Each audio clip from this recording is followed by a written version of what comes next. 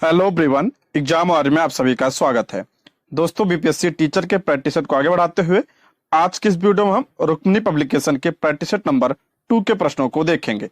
इसके पहले के वीडियो में हम इसके पहले सेट को कर चुके हैं। अगर आपने वीडियो नहीं देखी है तो प्लीज चैनल पर जाके देख सकते हैं। दोस्तों, इसमें हम जीके जीएस के प्रश्नों को डिस्कस करेंगे जो आपका 46 नंबर से शुरू हो रहा है।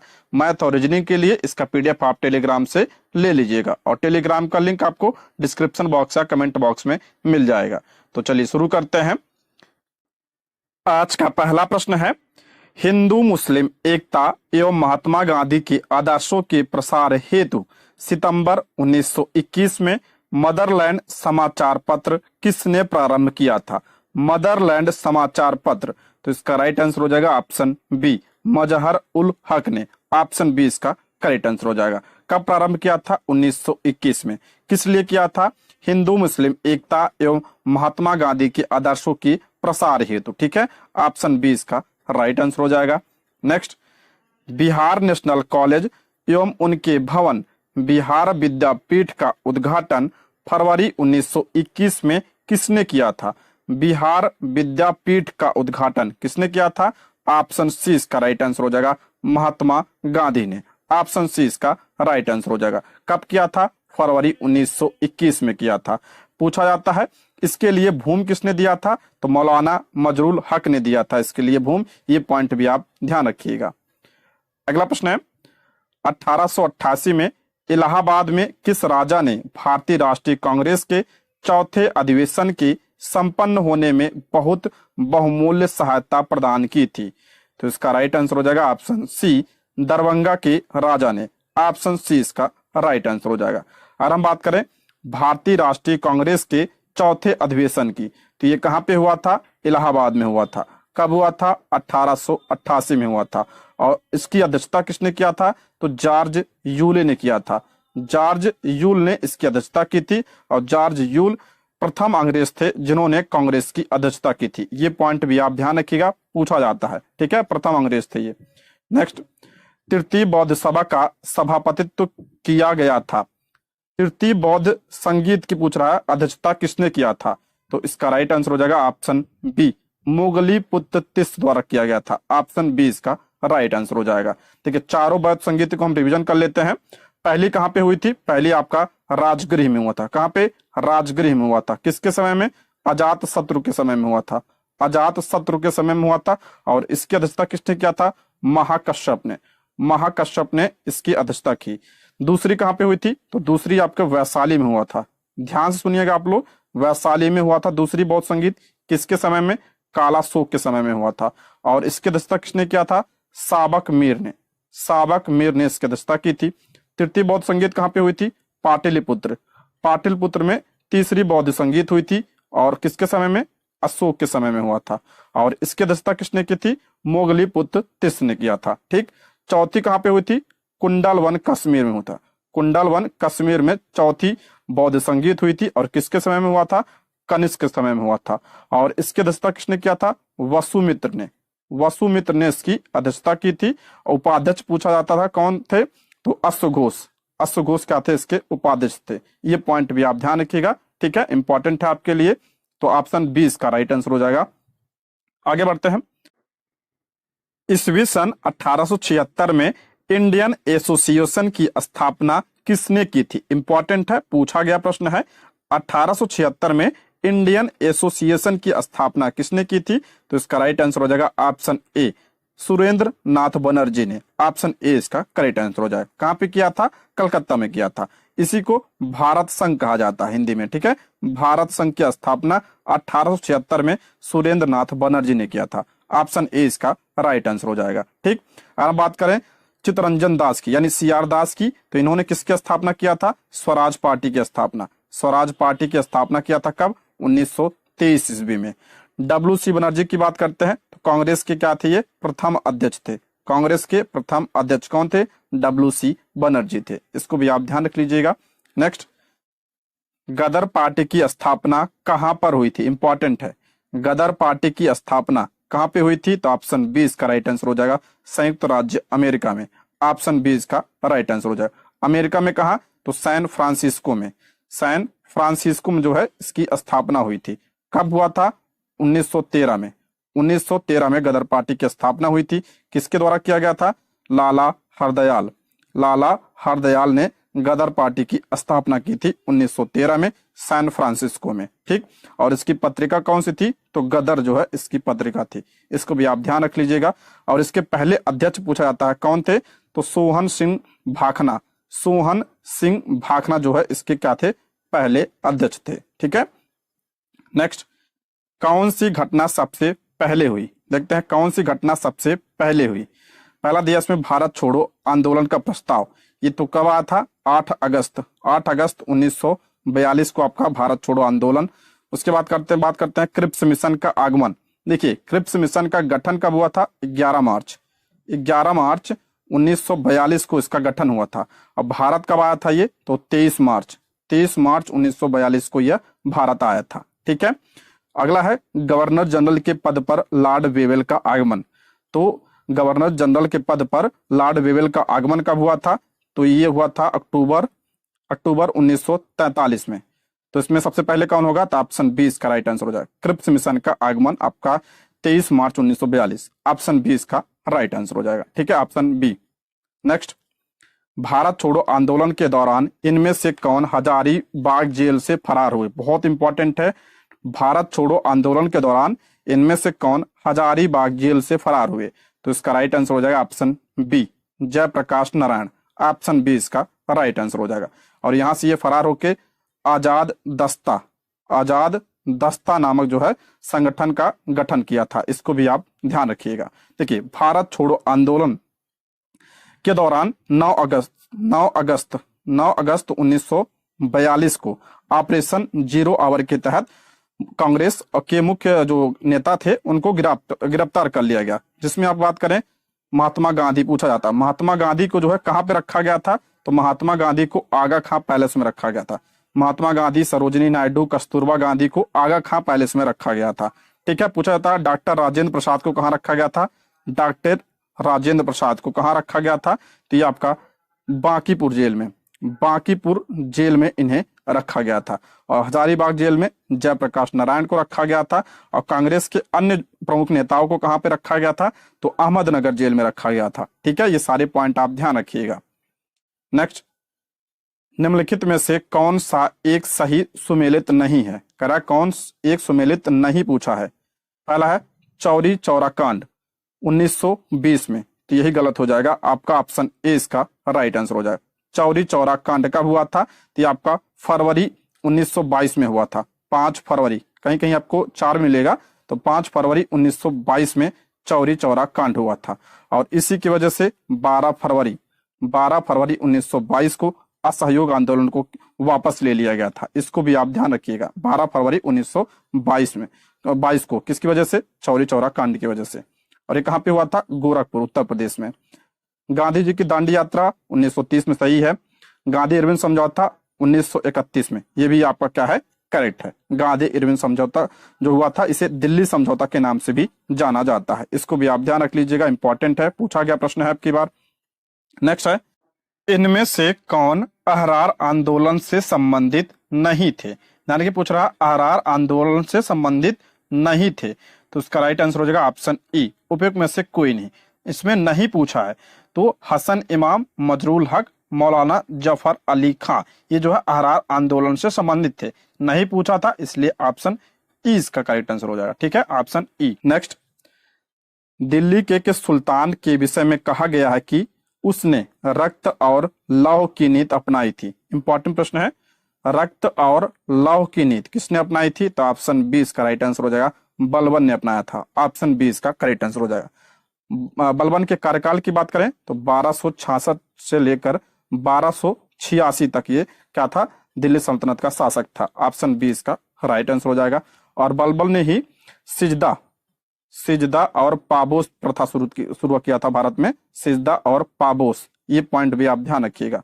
और दीवाने अर्ज की स्थापना भी इसने की थी, दीवाने अर्ज। और ये क्या था? सैन्य विभाग था, और इसकी स्थापना बलबन ने किया था। ठीक, नेक्स्ट, निम्न में से कौन सा युग्म सही सुमेलित नहीं है? करा कौन सा युग्म सही सुमेलित नहीं है।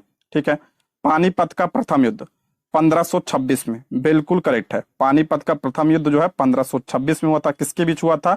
बाबर और इब्राहिम लोदी के बीच हुआ था। दूसरा आपका खानवा का युद्ध, खानवा का युद्ध 1527 में, बिल्कुल करेक्ट है। किसके बीच हुआ था? तो बाबर और राणा सांगा के बीच हुआ था, राणा सांगा के बीच। उसके बाद चंदेरी का युद्ध, ये गलत हो जाएगा, ऑप्शन सी इसका राइट आंसर हो जाएगा। चंदेरी का युद्ध कब हुआ था? ये 1528 ईस्वी में हुआ था, 1528 में हुआ था, बाबर और मेदिनी राय के बीच हुआ था। ठीक है, ऑप्शन सी इसका राइट आंसर हो जाए। एक और युद्ध ध्यान रखिए, घाघरा का युद्ध। घाघरा का युद्ध कब हुआ था? 1529 में हुआ था, 1529 में बाबर और अफगानों के बीच हुआ था। इसको भी आप ध्यान रख लीजिए, इंपॉर्टेंट है। अगला प्रश्न है, भारतीय प्रतीक पर उत्कीर्ण सत्यमेव जयते लिया गया है। सत्यमेव जयते कहां से लिया गया है? तो ऑप्शन ए मुंडकोपनिषद से लिया गया है, ऑप्शन ए इसका राइट आंसर हो जाएगा। इंपॉर्टेंट है, आप सभी को पता ही होगा, ऑप्शन ए इसका राइट आंसर हो जाएगा। अब पूछा जाएगा मुंडकोपनिषद किस वेद का उपनिषद है? तो ये अथर्ववेद का उपनिषद है, अथर्ववेद का उपनिषद है। ठीक, नेक्स्ट, उस स्थल का नाम बताइए जहां से प्राचीनतम अस्थायी जीवन के प्रमाण मिले हैं। प्राचीनतम अस्थायी जीवन के प्रमाण कहां से मिले हैं? तो ऑप्शन बी मेहरगढ़ से मिले हैं। ठीक है, ऑप्शन बी इसका राइट आंसर हो जाएगा, ऑप्शन बी इसका करेक्ट आंसर हो जाएगा। अगर पूछा जाए गेहूं और जौ, गेहूं और जौ के सर्वप्रथम साक्ष्य कहां से प्राप्त हुए हैं? तो मेहरगढ़ से प्राप्त हुए हैं, ऑप्शन बी इसका राइट आंसर हो जाएगा। ठीक, आगे बढ़ते हैं। एलोरा के कैलाश मंदिर का निर्माण कराया था। एलोरा के कैलाश मंदिर का निर्माण किसने करवाया था? तो ऑप्शन ए राष्ट्रकूटों ने, ऑप्शन ए इसका राइट आंसर हो जाएगा। अगर पूछा जाए किस शासक ने? तो आपका कृष्ण प्रथम ने, कृष्ण प्रथम ने एलोरा के कैलाश मंदिर का निर्माण करवाया था। ठीक है, और बात करें राष्ट्रकूट वंश की, तो राष्ट्रकूट वंश की स्थापना किसने किया था? दंती दुर्ग ने, दंती दुर्ग ने इसकी स्थापना की थी, और इसकी राजधानी क्या थी? मान्यखेत इनकी राजधानी थी, मान्यखेत। ठीक है, आगे दोस्तों, यदि आप हमारे चैनल पर नए हैं तो प्लीज चैनल को सब्सक्राइब करें, और अगर आपको वीडियो पसंद आती है तो लाइक, शेयर और कमेंट करें। दोस्तों, कभी कभी जल्दबाजी में किसी प्रश्न का उत्तर गलत हो जाता है, तो उसका उत्तर मैं कमेंट बॉक्स में पिन कर देता हूं, तो एक बार आप लोग कमेंट बॉक्स जरूर देख लिया करिए। ठीक है, ताकि आपका नुकसान ना हो। अगला प्रश्न है, श्रीशैलम बांध का निर्माण किस नदी पर किया गया है? श्रीशैलम बांध का निर्माण किस नदी पर? तो इसका राइट आंसर हो जाएगा ऑप्शन सी कृष्णा नदी पर, ऑप्शन सी इसका राइट आंसर हो जाएगा। कृष्णा नदी पर एक बांध और है, नागार्जुन सागर बांध। नागार्जुन सागर बांध जो है किस नदी पर है? तो कृष्णा नदी पर है, इंपॉर्टेंट है, इसको भी ध्यान रखिएगा। और हम बात करें कृष्णा नदी की, तो ये कहां से निकलती है? तो महाबलेश्वर से निकलती है, महाबलेश्वर से यह निकलती है। और इसकी लंबाई की बात करें कितनी है? तो 1402 किलोमीटर इसकी लंबाई है। और इसकी सहायक नदी बहुत इंपॉर्टेंट है, तो सहायक नदी कौन सी है? तुंगभद्रा, तुंगभद्रा इसकी सहायक नदी है, और ये इसकी सबसे बड़ी सहायक नदी है, तुंगभद्रा, इंपॉर्टेंट है, ध्यान रखिएगा। नेक्स्ट, ओमान की खाड़ी और लाल सागर निम्न महासागर का हिस्सा है। ओमान की खाड़ी और लाल सागर किस महासागर का हिस्सा है? तो ऑप्शन ए हिंद महासागर का हिस्सा है, ऑप्शन ए इसका राइट आंसर हो जाएगा। अगर पूछा जाए सबसे बड़ा और सबसे गहरा महासागर कौन सा है? सबसे बड़ा और सबसे गहरा तो प्रशांत महासागर है। ठीक है, इसको भी आप ध्यान रख लीजिएगा। नेक्स्ट, हर्ष अक्षांश यानी अश्व अक्षांश भूमध्य रेखा के उत्तर और दक्षिण में डैश पर स्थित है। तो इसका राइट आंसर हो जाएगा ऑप्शन सी इसका राइट आंसर हो जाएगा। 30.35 डिग्री अक्षांश का क्षेत्र है, ये ऑप्शन 3 इसका राइट आंसर हो जाएगा। हर्ष अक्षांश भूमध्य रेखा के उत्तर और दक्षिण में 30.35 डिग्री अक्षांश पर स्थित क्षेत्र है, ऑप्शन सी इसका राइट आंसर हो जाएगा। अगला प्रश्न है, भारत में चंदन की लकड़ी के वन सर्वाधिक कहाँ पाए जाते हैं? चंदन की लकड़ी के वन सर्वाधिक कहाँ पे पाए जाते हैं? तो इसका राइट आंसर हो जाएगा ऑप्शन सी नीलगिरी की पहाड़ियों में, ऑप्शन सी इसका राइट आंसर हो जाएगा। बात करें नीलगिरी की, तो नीलगिरी की सबसे ऊंची चोटी पूछा जाता है, कौन सी है? तो दोदा बेट्टा, दोदा बेट्टा जो है नीलगिरी की सबसे ऊंची चोटी है, और इस पे एक जनजाति निवास करती है, टोडा जनजाति, टोडा जनजाति नीलगिरी पहाड़ी पर, इंपॉर्टेंट है, इसको ध्यान रखिएगा। ठीक है, और चंदन पूछा गया था आपकी बार कि ये किस प्रकार का वन है? तो ये आपका उष्णकटिबंधीय पर्णपाती वन है, पर्णपाती वन है। ठीक है, इंपॉर्टेंट है, इसको भी ध्यान रखिएगा, पूछा गया है। नेक्स्ट, निम्नलिखित पर्वत श्रेणियों में से कौन गंगा के मैदान एवं दक्कन पठार को विभाजित करता है? कराया गंगा के मैदान और दक्कन के पठार। ठीक है, कौन विभाजित करता है? तो यहाँ पे आपका विंध्याचल श्रेणी। ऑप्शन क्या हो जाएगा? ए इसका राइट आंसर हो जाएगा, विंध्याचल श्रेणी। ऑप्शन ए इसका करेक्ट आंसर हो जाएगा। अगला प्रश्न है, काली मिट्टी के लिए निम्नलिखित में से किस शब्दावली का भी प्रयोग होता है? काली मिट्टी के लिए पूछ रहा है, किस शब्दावली का प्रयोग होता है? तो इसे रेगुर मिट्टी भी कहते हैं, इसे काली कपास वाली मिट्टी भी कहा जाता है। तो इसका राइट आंसर हो जाएगा ऑप्शन डी, उपयुक्त में से एक से अधिक। ऑप्शन क्या हो जाएगा? डी इसका राइट आंसर हो जाएगा। ठीक है, और ये किसके लिए उपजाऊ होती है? तो कपास के लिए उपजाऊ होती है। बात करें अगर हम बांगर किसे कहा जाता है, तो पुरानी जो जलोढ़ मिट्टी होती है, पुरानी जलोढ़ मिट्टी को क्या कहा जाता है? बांगर कहा जाता है। और नवीन जलोढ़ मिट्टी को क्या कहा जाता है? उसे खादर कहा जाता है। ठीक है, इसको भी आप ध्यान रख लीजिएगा। नेक्स्ट, निम्नलिखित नदियों में से कौन पूर्व की ओर प्रवाहित नहीं होती है? करा कौन जो है पूर्व की ओर प्रवाहित नहीं होती है? पूर्व की ओर यानी इस साइड की। करा कौन प्रवाहित नहीं होती है? तो गंगावली, ये आपका गंगवली है, वैसे इसका नाम गंगवली, कर्नाटक में बहती है। गंगवली और नर्मदा दोनों। ऑप्शन क्या हो जाएगा? डी इसका राइट आंसर हो जाएगा, उपयुक्त में से एक से अधिक। ऑप्शन डी इसका राइट आंसर है। बाकी गोदावरी तो आपका पूरब की तरफ ये बहती है, और गंगवली और नर्मदा ये पश्चिम की तरफ बहती हैं, यानी ये अरब सागर में गिरती हैं। ठीक है, अरब सागर में गिरती हैं। और किसका निर्माण करती हैं? ये एस्चुरी का निर्माण करती हैं। अरब सागर में गिरने वाली नदियां जो है किसका निर्माण करती हैं? एस्चुरी का निर्माण करती हैं। ये पॉइंट आप जरूर ध्यान रखिएगा। और अरब सागर में कौन कौन सी नदियां, पश्चिम की ओर कौन कौन सी नदियां बहती हैं? तो ताप्ती नदी, ध्यान रखिएगा, सबसे बड़ी नर्मदा है। फिर उसके बाद इसमें ताप्ती, नर्मदा, ताप्ती, ये आपका गंगवली, साबरमती, लूनी, पेरियार, ये सब जो है आपका पश्चिम की ओर जो है बहती हैं। इंपॉर्टेंट, इसको ध्यान रखिएगा, नदियों का नाम ये पूछा जाता है। ये नेक्स्ट है, निम्न में से किस राज्य समूह की सीमाएं बांग्लादेश से जुड़ी हैं? बांग्लादेश से जो है पूछ रहा है किस देश की सीमा जुड़ी है? तो इसका राइट आंसर हो जाएगा ऑप्शन सी, पश्चिम बंगाल, असम, त्रिपुरा, मेघालय, मिजोरम। ऑप्शन सी इसका राइट आंसर हो जाएगा, 5 राज्य। ठीक है, ऑप्शन सी इसका करेक्ट आंसर हो जाएगा। नेक्स्ट, निम्नलिखित में से कौन सा एक कर्नाटक, केरल एवं तमिलनाडु राज्यों के मिलन स्थल पर स्थित है? मोस्ट इंपॉर्टेंट है, कर्नाटक, केरल एवं तमिलनाडु राज्यों के मिलन स्थल पर कौन सा पहाड़ी है? तो इसका राइट आंसर हो जाएगा ऑप्शन बी इसका राइट आंसर हो जाएगा, नीलगिरी की पहाड़ी। ऑप्शन बी इसका राइट आंसर हो। सबसे ऊंची चोटी कौन सी है इसकी? दोदा बेट्टा है। अगला प्रश्न है, Salal hydro electric power station निम्नलिखित में से किस नदी पर बनाया गया? Salal hydro electric power station ये किस नदी पर है? तो इसका राइट आंसर हो जाएगा चिनाब नदी पर। ऑप्शन ए इसका राइट आंसर हो जाएगा, चिनाब नदी। Option A. नेक्स्ट, भारत के संविधान में राज्य के नीति निर्देशक तत्वों के प्रावधानों को किस संविधान से अपनाया गया है? इंपॉर्टेंट है, नीति निर्देशक तत्व यानी डीपीएसपी को किस देश के संविधान से लिया गया है? तो इसका राइट आंसर हो जाएगा ऑप्शन ई, उपयुक्त में से कोई नहीं। तो फिर किस देश से लिया गया है? तो ये आयरलैंड से लिया गया है, आयरलैंड के संविधान से लिया गया। किस भाग में है ये? भाग 4 में। आर्टिकल की बात करें तो आर्टिकल 36 से लेकर 51 में इसका उल्लेख किया गया। इंपॉर्टेंट है आपके लिए, पूछा जाता है ये। बात करें अगर फ्रांस से क्या लिया गया है, तो फ्रांस से आपका स्वतंत्रता, समानता और बंधुत्व फ्रांस से लिया गया है। कनाडा से क्या लिया गया है? यहाँ से आपका अर्ध संघात्मक ढांचा जो लिया गया है यहाँ से लिया गया है। ब्रिटेन से क्या लिया गया है? संसदीय प्रणाली। संसदीय प्रणाली कहाँ से लिया गया है? तो ब्रिटेन से लिया गया है। और एकल नागरिकता कहाँ से लिया गया? ब्रिटेन से लिया गया है। ठीक। नेक्स्ट, किसी राज्य के राज्यपाल को उस राज्य में भारत के वरीयता क्रम में मिलने वाले स्थान के संदर्भ में निम्न में कौन सही विकल्प है? तो इसका राइट आंसर हो जाएगा ऑप्शन सी, भारत के प्रधान न्यायाधीश से उच्च वरीयता है। ऑप्शन सी इसका राइट आंसर हो जाएगा। देखिए, वरीयता क्रम में सबसे पहले कौन आता है? तो राष्ट्रपति आता है। सबसे पहले राष्ट्रपति, उसके बाद किसका नंबर आता है? उपराष्ट्रपति पूछा जाता है, ध्यान रखिएगा। उपराष्ट्रपति दूसरे नंबर पे, उसके बाद आपका प्रधानमंत्री तीसरे नंबर पे आते हैं। उसके बाद राज्यों के राज्यपाल, अपने अपने राज्यों में राज्यों के राज्यपाल आते हैं चौथे नंबर पे। ठीक है, उसके बाद कौन आता है? तो भूतपूर्व राष्ट्रपति उसके बाद आते हैं। ठीक, और उसके बाद आपका उप प्रधानमंत्री आते हैं, उप प्रधानमंत्री उसके बाद आते हैं। तब उसके बाद आपका भारत के मुख्य न्यायाधीश आते हैं। ठीक है, भारत के मुख्य न्यायाधीश तब आते हैं। तो ऑप्शन सी इसका राइट आंसर हो जाए। सबसे पहले राष्ट्रपति, फिर उपराष्ट्रपति, प्रधानमंत्री, राज्यों के राज्यपाल अपने अपने राज्यों में, फिर भूतपूर्व राष्ट्रपति, फिर आपका उप प्रधानमंत्री, फिर आपका क्या आते हैं? भारत के मुख्य न्यायाधीश। ये क्रम है।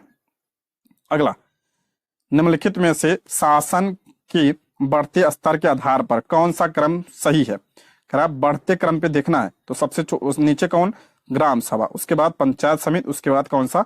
जिला समिति। ऑप्शन बी इसका right answer, option B. Next, संघ लोक सेवा आयोग के किसी सदस्य का कार्यकाल निम्न में से क्या होता है? संघ लोक सेवा आयोग के किसी सदस्य का कार्यकाल, तो इसका राइट आंसर हो जाए ऑप्शन ए, पद ग्रहण की तारीख से 6 वर्ष की अवधि या 65 वर्ष की आयु प्राप्त करने तक इनमें से जो पहले हो। ऑप्शन क्या हो जाएगा? ए इसका राइट आंसर हो जाएगा, ऑप्शन ए इसका करेक्ट आंसर हो जाएगा। और बात करें अगर लोक सेवा आयोग जो है किस भाग में है, तो संविधान के भाग 14 में है। आर्टिकल पूछे तो 315। अगला, भारतीय संविधान डैश लिपि में लिखित हिंदी को संघ की राजभाषा घोषित करता है, इंपॉर्टेंट है, तो इसका राइट आंसर हो जाएगा ऑप्शन बी, देवनागरी लिपि को। ऑप्शन बी इसका राइट आंसर हो जाएगा। और किस आर्टिकल में है? तो आर्टिकल 343 में है। ठीक है, अगर पूछा जाए भाषा जो है किस भाग में है, तो भाग 17 में है। भाग जरूर ध्यान रखिए आपको, ठीक है, भाग 17 में भाषा है। नेक्स्ट, भारतीय संविधान का भाग डैश अनुसूचित और जनजाति क्षेत्रों से संबंधित है। अनुसूचित जनजाति क्षेत्रों से कौन सा भाग है? तो इसका राइट आंसर हो जाएगा ऑप्शन सी, इसका राइट आंसर हो जाएगा भाग 10। ऑप्शन सी इसका राइट आंसर हो जाएगा, ऑप्शन सी। नेक्स्ट, निम्नलिखित में से कौन सा एक भारत के राष्ट्रपति का संवैधानिक विशेषाधिकार नहीं है? करा राष्ट्रपति का संवैधानिक विशेषाधिकार कौन सा नहीं है? पहला, इसमें पुनर्विचार के लिए एक वित्तीय विधेयक की वापसी, ये आपका करेक्ट है। ठीक है, ऑप्शन ए इसका राइट आंसर है। बाकी पुनर्विचार के लिए एक विधायी विधेयक की वापसी और विधायी, ये ठीक है, सही है। कानून की अदालतों द्वारा दोषी ठहराए गए लोगों को क्षमा प्रदान करना, ये भी आपका करेक्ट है। आर्टिकल 72 में आपका क्षमादान की शक्ति है, तो इसका राइट आंसर हो जाएगा ऑप्शन ए। ये भी आपका विशेषाधिकार नहीं है, ऑप्शन ए इसका राइट आंसर हो जाएगा। वित्तीय विधेयक यानी धन विधेयक की बात हो रही है। धन विधेयक की बात करें, इसका परिभाषा किस आर्टिकल में है? तो आर्टिकल 110 में है, आर्टिकल 110 में। और ये इसे जो है राष्ट्रपति के पूर्व अनुमति से ही लोकसभा में पेश किया जाता है, केवल लोकसभा में से पेश किया जा सकता है। ठीक है, इंपॉर्टेंट है। और राष्ट्रपति के पूर्व अनुमति से जैसे इसे पेश किया जाता है, इसलिए राष्ट्रपति जो है इसको पुनर्विचार के लिए नहीं भेज सकता है। ठीक है, इसलिए आपका ऑप्शन ए इसका राइट आंसर हो जाएगा, ऑप्शन ए। नेक्स्ट, निम्नलिखित में से कौन सा भारत के संविधान के अनुच्छेद 39 में दिए गए निर्देशक सिद्धांतों का हिस्सा नहीं है? पूछ रहा है आर्टिकल 39 में दिए गए निर्देशक तत्वों का हिस्सा कौन सा नहीं है? ठीक है, लोगों के पोषण के स्तर को बढ़ाने और उनके स्वास्थ्य में सुधार, यही नहीं है, ऑप्शन ए इसका राइट आंसर होता है। तो ये किस आर्टिकल में है? तो ये आर्टिकल आपका आर्टिकल 47 में है, आर्टिकल 47 में है।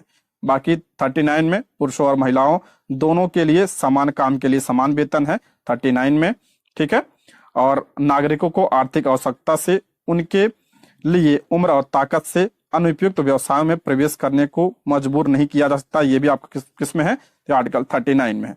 तो आपका इसका राइट आंसर हो जाएगा ऑप्शन ए इसका राइट आंसर हो जाएगा। ठीक, अगला है 73वें संविधान संशोधन 1992। 73वें संविधान संशोधन 1992 11वीं अनुसूची अनुच्छेद 243 जी द्वारा कितने विषयों को पंचायतों के प्रशासनिक नियंत्रण में रखा गया था? इंपॉर्टेंट है, कई बार मैं बता चुका हूं इसके बारे में। तो ऑप्शन सी इसका राइट आंसर हो जाएगा, 29 विषय, ऑप्शन सी इसका राइट आंसर हो जाएगा। पंचायती राज व्यवस्था, और बात करें पंचायत को जो है संवैधानिक दर्जा का प्रदान किया गया था, तो 73वें संविधान संशोधन 1972 के द्वारा इसे प्रदान किया गया था। किस अनुसूची में? 11वीं अनुसूची में। ठीक है, 11वीं अनुसूची में से शामिल किया गया था। कितने विषय? इसमें 29 विषय। एक प्रश्न और बनता है कि 73वां जो संविधान संशोधन ये था, अधिनियम था, ये लागू कब किया गया था? तो 24 अप्रैल 1993 को लागू किया गया था। ठीक है, 1993 को, इसलिए 24 अप्रैल को पंचायती राज दिवस मनाया जाता है। पंचायती राज दिवस 24 अप्रैल को इसलिए मनाया जाता है। इसलिए कभी कभी दे देता है कि पंचायत लागू कब हुआ था, तो आप लोग 92 नहीं दिया होता, 93 दिया होता ऑप्शन में, तो आप लोग नहीं लगाते हैं, तो 93 लगा दीजिएगा। ठीक है, अगर लागू पूछे कि पंचायत लागू कब हुआ था, तो आपका 24 अप्रैल 1993 को। अगला प्रश्न है, भारत में राष्ट्रीय दलों का पंजीकरण निम्नलिखित प्रावधानों में से किसके अनुसार किया जाता है? भारत में राजनीतिक दलों का पंजीकरण पूछ रहा है। निम्नलिखित प्रावधानों में से किसके अनुसार किया जाता है। देखिए इसमें जो है ऑप्शन बी दिया है, लेकिन ऑप्शन ए होना चाहिए मेरे हिसाब से, क्योंकि लोक प्रतिनिधित्व अधिनियम 1951, ऑप्शन ए इसका राइट आंसर हो जाएगा। ठीक है, आगे बढ़ते हैं। लोकसभा को उसके कार्यकाल की समाप्ति के पूर्व ही भंग किया जा सकता है। लोकसभा को उसके कार्यकाल की समाप्ति के पूर्व ही भंग किया जा सकता है, किसके द्वारा? तो ऑप्शन सी, राष्ट्रपति द्वारा मंत्रिपरिषद की सलाह पर। ये जरूर ध्यान रखिएगा, मंत्रिपरिषद की सलाह पर। ठीक है, ऑप्शन सी। नेक्स्ट, संविधान में किस न्यायालय में तदर्थ न्यायाधीश की नियुक्ति का प्रावधान है? तदर्थ न्यायाधीश की नियुक्ति का प्रावधान किसमें है? तो सुप्रीम कोर्ट में है, यानी भारत का सर्वोच्च न्यायालय। ऑप्शन क्या हो जाएगा? ए इसका राइट आंसर हो जाएगा। ऑप्शन ए इसका करेक्ट आंसर हो जाएगा। गणपूर्ति के लिए क्या आता है? अगला प्रश्न है, मिट्टी से ईंट बनाने की प्रक्रिया आर्थिक गतिविधि के किस क्षेत्र के अंतर्गत आता है? मिट्टी से ईंट बनाने की आर्थिक गतिविधि, जहां आर्थिक गतिविधि शामिल हो जाए, आपका ऑप्शन ए द्वितीय क्षेत्र। ऑप्शन ए इसका राइट आंसर हो जाए। प्राथमिक क्षेत्र में कौन आता है आपका? कृषि, खनन, ये सब जो है किसमें आते हैं? प्राकृतिक क्षेत्र में आते हैं। द्वितीय क्षेत्र में आपका विनिर्माण आता है। विनिर्माण किसमें आता है? द्वितीय क्षेत्र में।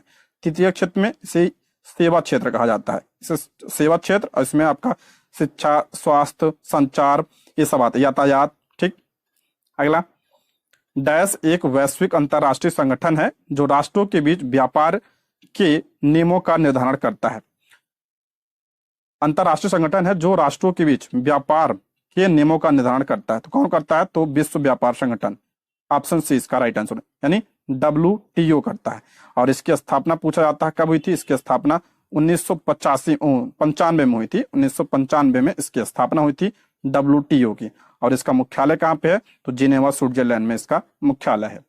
नेक्स्ट, निम्नलिखित में से कौन सा एक द्वितीयक प्रदूषक है? द्वितीयक प्रदूषक पूछ रहा है, इसमें कौन सा है? तो O3 यानी ओजोन भी है, पैन भी है, और HNO3 भी है। तो इसका राइट आंसर हो जाएगा ऑप्शन डी, उपयुक्त में से एक से अधिक। ऑप्शन डी इसका राइट आंसर हो जाएगा।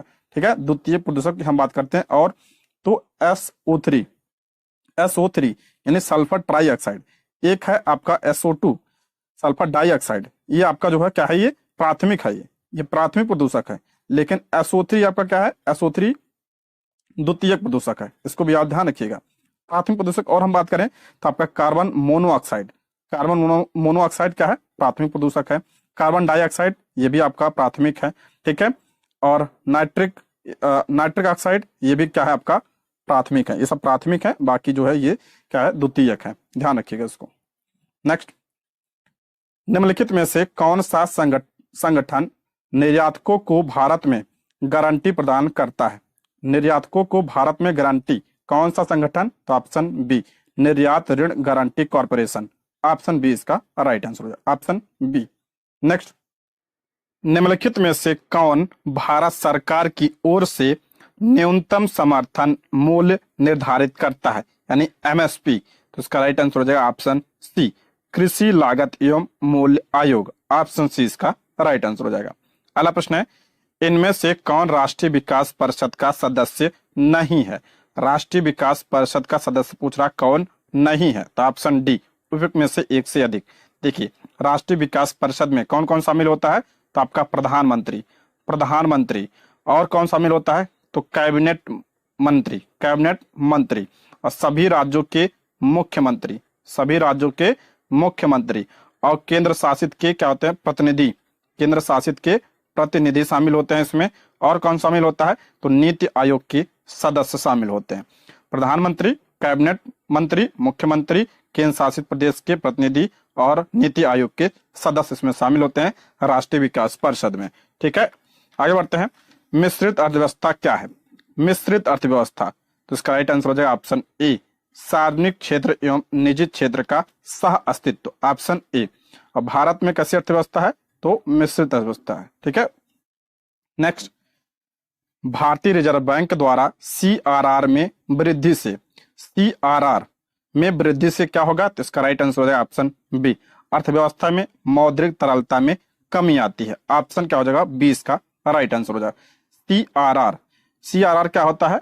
तो किसी बैंक की जमा राशि का वह अनुपात होता है जिसे उसे नकदी के रूप में RBI के पास जमा करना होता है। ठीक ठीक है, आरबीआई के पास उसे जमा करना होता है, वो क्या होता है आपका CRR होता है। इसे नगद आरक्षी अनुपात कहा जाता है। ठीक है, ऑप्शन 20 का राइट आंसर हो जाएगा। नेक्स्ट, 1 सेकंड दोलक को रॉकेट में माउंट किया गया है, इसका दोलन काल घटेगा यदि, तो इसका राइट आंसर हो जाएगा ऑप्शन सी, ऊपर की ओर समान वेग वृद्धि से बढ़ता है तो। ऑप्शन क्या हो जाएगा, सी इसका राइट आंसर हो जाएगा।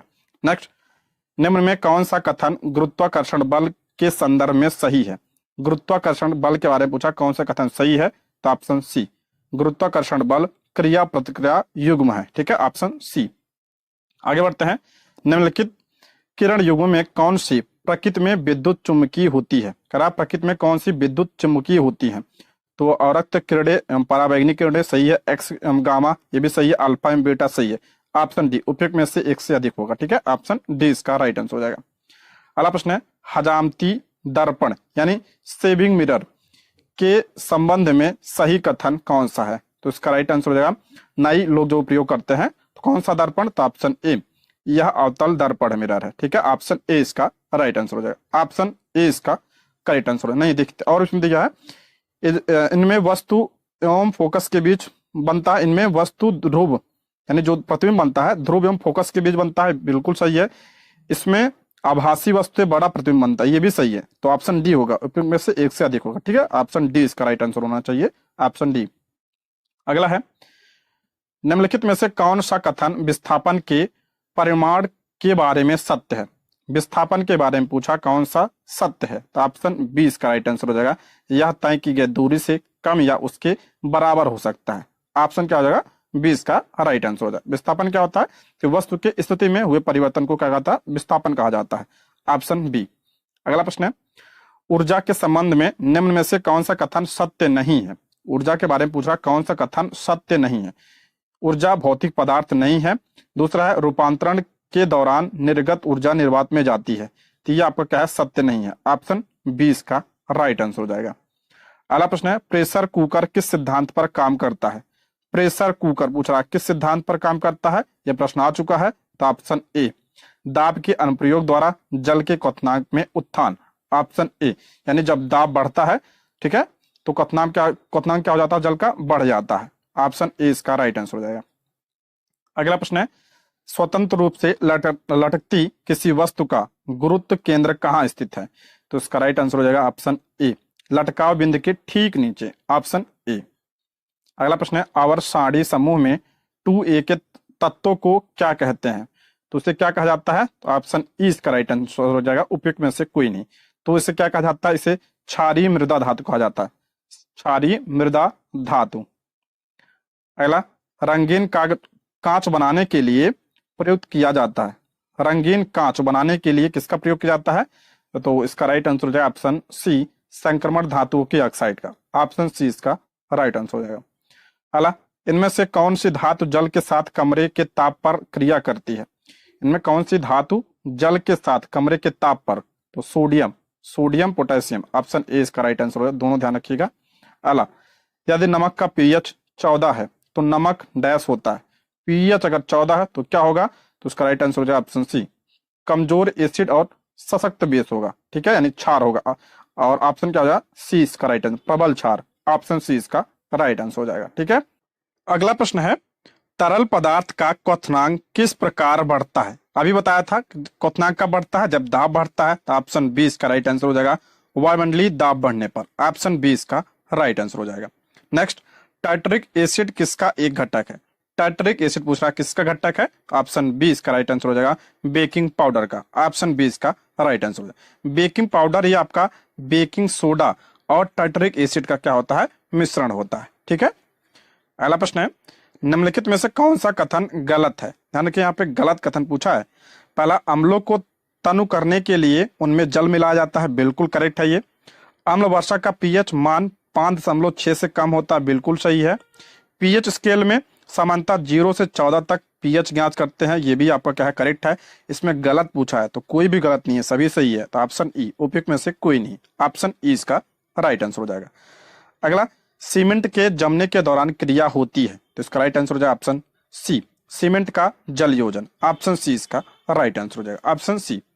नेक्स्ट, निम्नलिखित में से कौन सा एक लक्षण पादप के तने के रूपांतरण का एक संकेत है?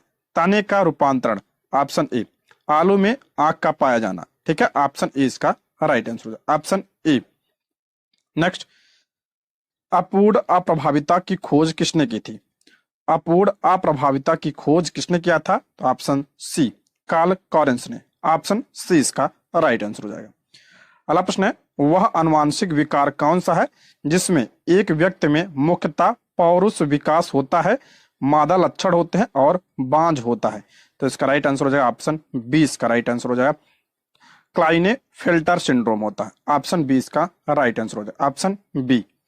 अगला प्रश्न है, डीएनए के स्ट्रैंड्स किसके द्वारा जुड़े होते हैं? डीएनए, तो इसका राइट आंसर हो जाएगा ऑप्शन ए इसका राइट आंसर हो जाएगा, हाइड्रोजन आबंध के द्वारा। ऑप्शन ए इसका राइट आंसर हो जाएगा। अगला प्रश्न है, निम्नलिखित में से कौन सा अनुमस्तिष्क मस्तिष्क के लिए सही नहीं है? अनुमस्तिष्क के लिए पूछ रहा कौन सा सही नहीं है? तो इसका राइट आंसर हो जाएगा ऑप्शन बी, यह बोलने, देखने, सूंघने, स्वाद लेने, सुनने, बुद्धिमत्ता इत्यादि जैसी गतिविधियों को नियंत्रित करता है। ये आपका सही नहीं, इसके बारे में ऑप्शन बी इसका राइट आंसर हो जाएगा। ये किससे संबंधित है? तो आपका सेरिब्रम से संबंधित है, सेरिब्रम से संबंधित यानी प्रामस्तिष्क से संबंधित है। ऑप्शन बी इसका राइट आंसर हो जाएगा। अगला प्रश्न है, निम्नलिखित ग्रंथियों में से कौन सी ग्रंथि फेफड़े के बीच विद्यमान रहती है? फेफड़ों के बीच कौन सी ग्रंथि? तो ऑप्शन क्या हो जाएगा? बी इसका राइट आंसर हो जाएगा, ऑप्शन सी इसका राइट होना चाहिए, ऑप्शन सी इसका करेक्ट आंसर हो जाएगा, थाइमस। ठीक है, ऑप्शन सी इसका राइट आंसर हो जाएगा, ऑप्शन सी। अगला प्रश्न है, निम्न में से कौन हार्मोन उसकी कमी से होने वाली बीमारी से जुड़ा सुमेलित है? तो इसका राइट आंसर हो जाएगा ऑप्शन ए इसका करेक्ट आंसर हो जाएगा, लुटेनाइजिंग हार्मोन अंडोत्सर्ग में सफलता। ये आपका क्या है? ऑप्शन ए इसका राइट आंसर हो जाएगा, ऑप्शन ए। अगला प्रश्न है, निम्न में से कॉन्जुगेट यानी संयुग्मित प्रोटीन है, संयुग्मित प्रोटीन इसमें पूछा कौन सा है? तो इसका राइट आंसर हो जाएगा ऑप्शन बी इसका राइट आंसर हो जाएगा, फ्लेवोप्रोटीन। ऑप्शन बी इसका राइट आंसर हो जाएगा। अगला, हाथी पांव नामक रोग का वाहक, इंपॉर्टेंट है, हाथी पांव नामक रोग का वाहक कौन सा है? तो इसका राइट आंसर हो जाएगा ऑप्शन सी, संक्रमित क्यूलेक्स मच्छर, क्यूलेक्स मच्छर, संक्रमित क्यूलेक्स। ऑप्शन सी इसका राइट आंसर हो जाएगा। मादा एनाफिलीज किसका वाहक होता है? तो ये आप मलेरिया का वाहक होता है, मलेरिया का। अगला प्रश्न है, टीकाकरण एक प्रक्रिया है जिसके अंतर्गत, तो इसका राइट आंसर हो जाएगा ऑप्शन ए, स्वस्थ व्यक्ति के अंदर किसी भी विशेष रोग विशेष के मृत अथवा निष्क्रिय सूक्ष्म जीवों को प्रविष्ट कराया जाता है। ऑप्शन ए इसका राइट आंसर हो जाएगा। अगला, ए बी रक्त समूह वाला व्यक्ति किस रक्त समूह के व्यक्ति से रक्त ग्रहण कर सकता है? ए बी क्या होता है? तो ये आपका सर्वग्राही होता है, तो इसका राइट आंसर हो जाएगा ऑप्शन डी, उपयुक्त में से एक से अधिक होगा। ऑप्शन डी इसका राइट आंसर। ए बी सर्वग्राही, ओ क्या होता है? सर्वदाता होता है, सर्वदाता। और ब्लड ग्रुप की खोज किसने किया था? तो लैंड स्टीनर ने किया था, लैंड स्टीनर ने। नेक्स्ट, निम्नलिखित में से किसका कैंसर सरकोमा कहलाता है? करा किसका कैंसर सरकोमा कहलाता है? तो इसका राइट आंसर हो जाएगा ऑप्शन बी इसका राइट आंसर हो जाएगा, मिसोडर्मल ऊतक। ऑप्शन बी इसका राइट आंसर, मिसोडर्मल ऊतक कैंसर जो है सरकोमा कहलाता है। अगला, निम्नलिखित में से किसका उपयोग पारिस्थितिकी पिरामिड बनाने में नहीं किया जाता है? पारिस्थितिकी पिरामिड बनाने में किसका प्रयोग नहीं किया जाता है? तो ऑप्शन सी, ताजा भार का प्रयोग नहीं किया जाता है। ऑप्शन सी, बाकी जीव की संख्या, ऊर्जा संचरण की दर का प्रयोग किया जाता है। अगला, डीटीटी अवशेष तेजी से खाद्य श्रृंखला में गुजरते हुए जैव आवर्धन पैदा करते हैं, क्योंकि डीटीटी क्या होते हैं? वसा में घुलनशील होते हैं। ऑप्शन क्या हो जाएगा? ए इसका राइट आंसर हो जाएगा। अगला, सोयाबीन फसल को उगाने के लिए किस एक जीव को जैव उर्वरक के रूप में इस्तेमाल किया जाता है? तो राइजोबियम को किया जाता है। ऑप्शन सी इसका राइट आंसर हो जाएगा, ऑप्शन सी। अगला प्रश्न है, तेल अधिप्लाव छलकन के जैवोपचार में सफलतापूर्वक उपयोग की जाने वाली आनुवांशिकता इंजीनियरिंग सूक्ष्म जीव स्पीसीज किसकी है? तो इसका राइट आंसर हो जाएगा ऑप्शन ए इसका राइट आंसर हो जाएगा, स्यूडोमोनास। ऑप्शन ए इसका राइट आंसर हो जाएगा। नेक्स्ट, यदि किसी नदी में अधिक मात्रा में मल जल डाल दिया जाए तो इसकी जैविक ऑक्सीजन मांग यानी बीओडी की बात कर रहा है, बीओडी क्या होगा? तो इसका राइट आंसर हो जाएगा ऑप्शन ए इसका राइट आंसर हो जाएगा, बढ़ेगी। ठीक है, बीओडी की मांग क्या होगी? बढ़ेगी। ऑप्शन ए इसका राइट आंसर हो जाएगा। अगला प्रश्न है, निम्नलिखित में से कौन सुमेलित नहीं है? करा कौन सुमेलित नहीं पूछा है? तो अलौरीकरण समुद्री जल बिल्कुल सही है। पाश्चुरीकरण चाय, ये आपका क्या हो जाएगा, ऑप्शन 20 का राइट आंसर। पाश्चुरीकरण जो है चाय का नहीं किया जाता है, दूध का किया जाता है, दूध का किया जाता है।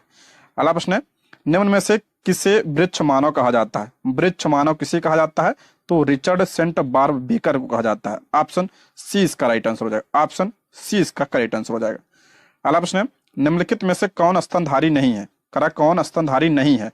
तो गेको क्या है आपका, स्तनधारी नहीं है, ऑप्शन ए। अगला, विश्व मत्स्य दिवस कब मनाया जाता है? विश्व मत्स्य दिवस आपका 21 नवंबर को मनाया जाता है, ऑप्शन सी।